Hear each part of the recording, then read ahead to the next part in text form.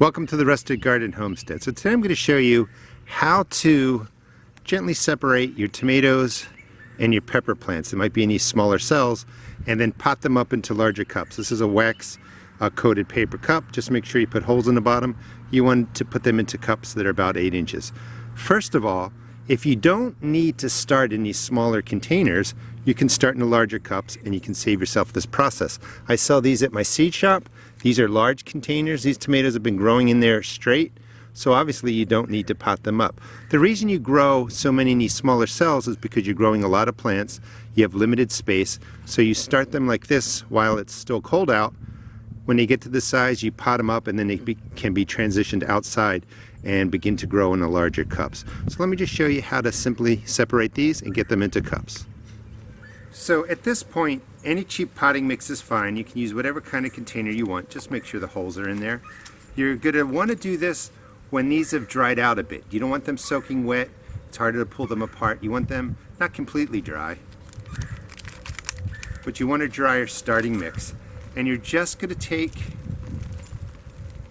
the root ball and slowly knock it around so that you knock it all away. And then you have all the roots, and you gently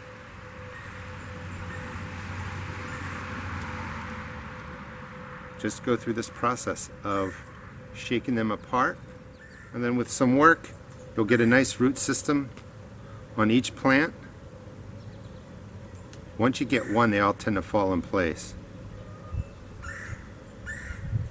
So you have the nice root systems on there.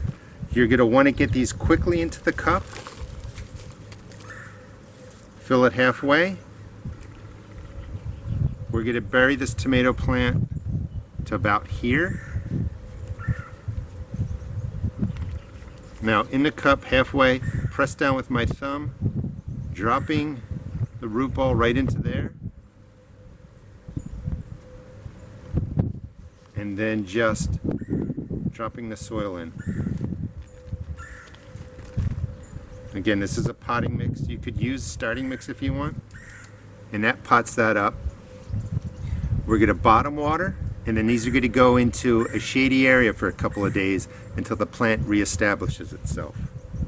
Okay, let me get the rest of these done, and then we'll get to the peppers. All right, and then for the pepper plants, there's 3 in here, same process. Pop it out, and then gently roll the root ball. That's why it's great to use starting mix. It just falls right off the root system. And you can see how they're nice and long.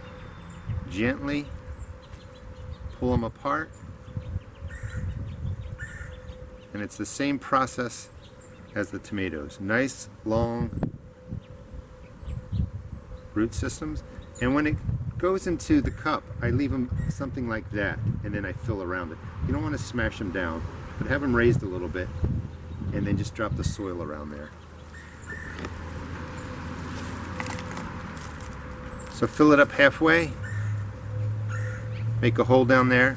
Now for the pepper plant, for the tomato, we buried it to about here, and that's because the tomato will grow roots out there. For the pepper plant, we're going to just bring the soil level up to here. Drop it into the hole like that, and then you just raise it up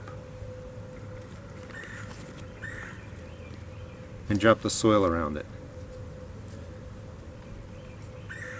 Lift up the stem, a little more soil, and then just press around it. Make it nice and firm. Add in some more soil, and your pepper plant is good to go. Make sure you have holes. You want to label it. This would be Hot Portugal. So today's April 5th. These plants were started on March 1st.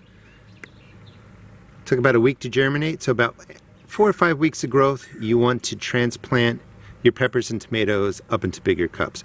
Do not fertilize them now. Don't water from the top. Water from the bottom. Don't put them under the lights. Don't put them in the sun. Put them somewhere for 3 or 4 days where they can just recover, establish, and when they're all perked up, you can start putting them back outside to acclimate them if you haven't done that, or back outside to get the sun, or you can stick them back under your grow lights.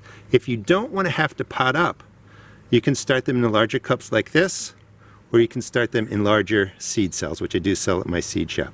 And again, the whole strategy is if you're just starting 15 or 20 plants, put them in the larger containers. You can skip this step. If you're starting 300-400 plants like I am, you start in the smaller cells and then you pot them up.